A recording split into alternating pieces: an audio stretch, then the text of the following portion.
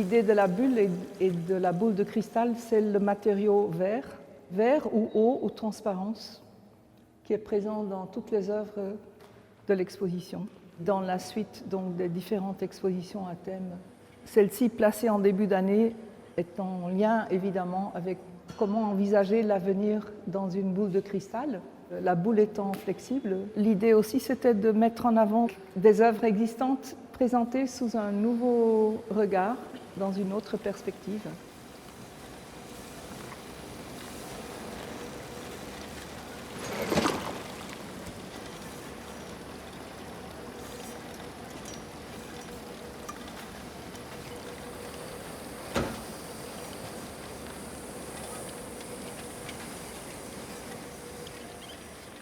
Chez Hegyu, par ces tourbillons, ces annonces d'ouragan, avec les signaux d'alerte et des vues de villages, des vues de routes qui sont envahies, et elle en a fait un environnement qui est bien sûr extensible et qu'on peut soi-même étendre dans notre imaginaire.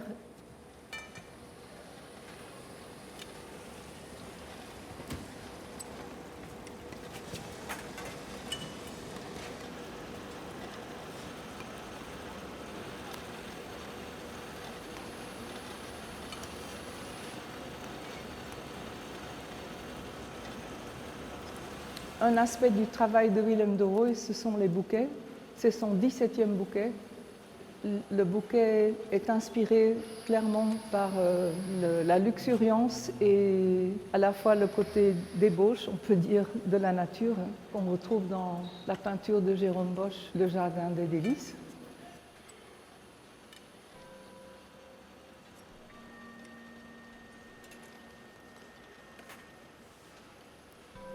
Et ici, une artiste qui fait de la musique avec des bols et de l'eau et des baguettes la plupart du temps. Mais ici, elle a créé cette installation avec des suspensions de morceaux de glace dans des filets de sisal. Et la glace fond au fil du temps en fonction des bols et de la taille de la glace. Les sons varient légèrement.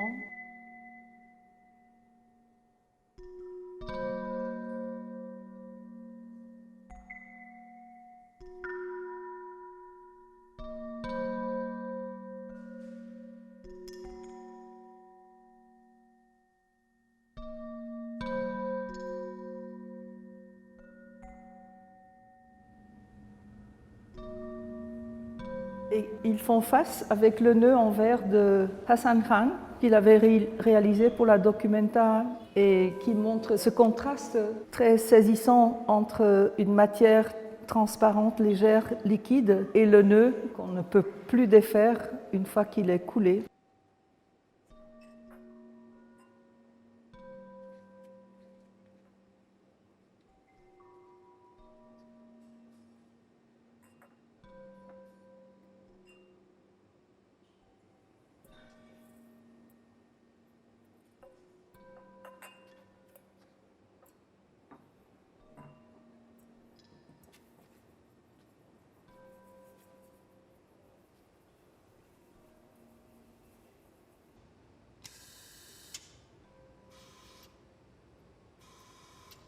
Une œuvre que Abraham Crouzier avait réalisée pour son exposition précédente à la galerie, et chaque morceau de bois relié par un collier de perles, un cordon de perles, qui provient d'une chute d'immeubles détruits, marque un endroit que Antonin Artaud fréquentait quand il vivait à Paris.